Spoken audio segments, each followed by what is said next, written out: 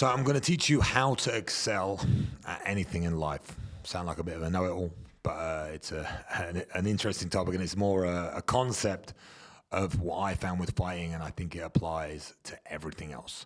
So doesn't matter what you're doing with your life or what you want to learn or what you want to get better at or how you want to improve. There's a key stage that's important, a key theme that it's important for every task that you want to learn or thing that you want to do. And it's to do with, how you learn more than anything. It's like you need to, I'm going to use fighting as the example because that's what I'm talking about, how I learned this, but I've applied it to other things as well. So it's like when you go to jiu-jitsu and you want to become better at jiu-jitsu, you need to have 3 phases of becoming better at that skill. You need to have a training partner that you join the gym with, or a similar time at the gym, or you're a similar level to, and you're like friends with and you train with, and he's like your accountability partner. So he's the person that you want to get better than and you want to beat. So you need to be able to want to beat this person. So you want to be able to improve at a faster rate than this person. So this person's like your, we could call him your enemy if you want, but he's the target. You're like, I'm going to beat this guy. Then you have a guy above you who's way better than you. Like, it's on a different level, and you look up to him and you respect him, and he like mentors you and can help you, but you compete with him as well. So the goal is you want to be better than this guy, the guy that's better than you, but it's kind of unrealistic. He's a black belt, he's been training for 10 years, but you want to beat this guy. So you have the guy above you that you're striving to become like. He's your North Star. He's the target. If one day when I can choke this guy, I know I'm good at jiu-jitsu. That's the North Star. Then you got your guy that you join the gym at the same time as, and you're kind of like similar levels, and you test each other every day, and you sometimes you win, sometimes you lose. You never know. And then you need the third guy, which is the guy below you. That's, give yourself, day one's going to be hard to find that guy, but as you move forward a little bit, okay, you've been going for 6 months and you know a little bit, and then you got the guy below you.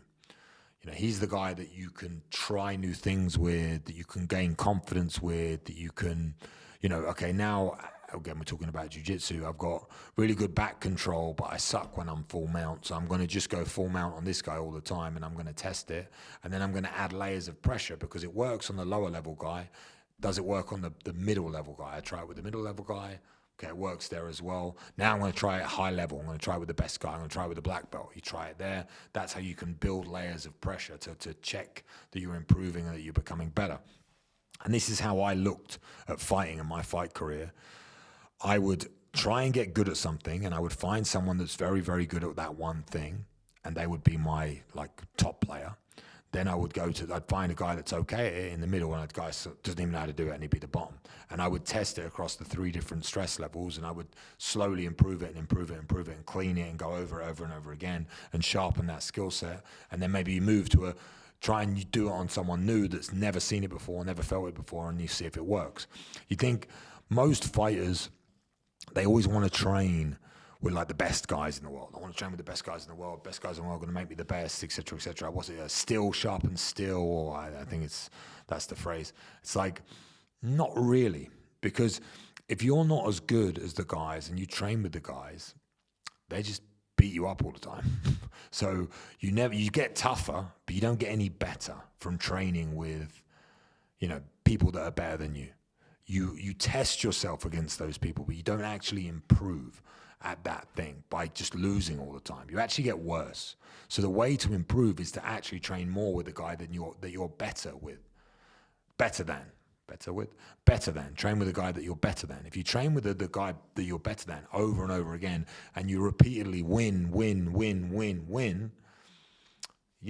maybe the guy's useless and it's not going to work on a high-level player, so you've got to try it across all 3. But that's going to build your confidence up. Then you go with the peer-level guy, the mid-level guy with you, and you test it.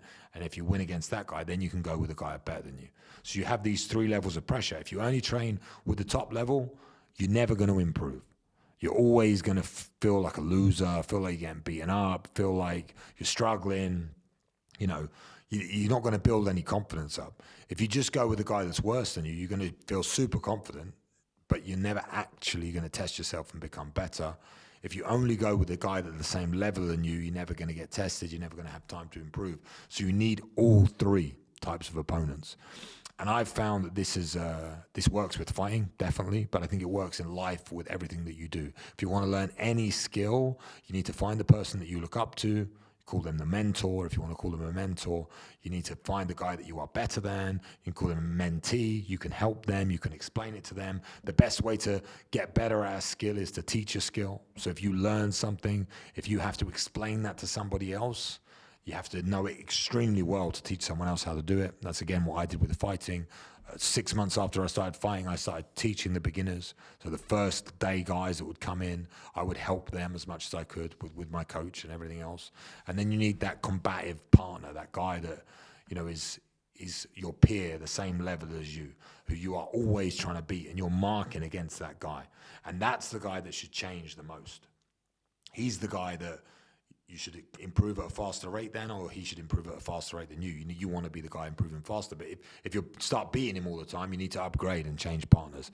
And, you know, this, again, can apply to any skill set, any game, any sport, anything that you do. But you can look at it another way, is also with these skills, like, you're never going to improve these skills just by actually doing them. You're going to improve by analyzing how you do them. So rather than actually just focusing on doing the thing, you should give yourself tasks to complete within the thing. So I make it sound a bit stupid the way I'm saying this, but let's talk about sparring, like MMA sparring. If you just do loads of sparring rounds and you got a mate that you and your mate just fight all the time, you don't become good at fighting. You become good by breaking down the situations and putting yourself in situational sparring moments. So if you have a situational sparring thing, okay, I'll try and explain what situational sparring is. Let's say we're doing passing guard in jiu-jitsu. That's a situation, you're trying to pass guard. One person's trying to pass, one person's trying to defend. Okay, so you have two roles. I'm going to do it with three partners. I'm going to try and pass the guard of the useless guy, the normal guy, and the guy that's better than me. You're going to learn three different sets of skills with three different sets of people in a very situational sparring moment. That way, you're going to improve your guard passing ability in three different levels. If you then extrapolate that out across the whole of jiu-jitsu and you test it in loads of different ways and loads of different situations in loads of different people, etc., you're going to become good at jiu-jitsu. So that's how, again, you want to try and learn anything in life. If you to take it up to work or to business or to doing anything, you want to try and work with people that you're better than, that you mentor, that you talk to and you explain situations to and things to, because then by explaining it to somebody else, you're actually teaching yourself, because you have to know it extremely, extremely well. You're going to have, let's say it's sales, you're going to have that guy that you're competitive with, that you're always trying to outsell, and then you're going to have the mentor above you that's going to teach you things and explain to you how to get better at things, and he's going to see the weaknesses that you have in your game, and etc. So I would try and find those three people. Whatever you're trying to do with your life, whatever your goals are, whatever you're trying to achieve, you want to try and find those three people in your life. They're the guys that you can look up to one, you can help one, and you can compete with one. That's what you need to do. Hopefully you can find those three people, and hopefully this helps and it makes sense and it's a good concept, because for me, that's kind of how I look at everything in my life. I try and find those three guys, and I try and spend as much time as I can with them inside a certain, type of skill set, and I've only seen great results from it. So hopefully this helps. You can like the video, subscribe as well, and throw in a comment if you enjoy the content, and let me know who your three guys are and what skill you're trying to learn.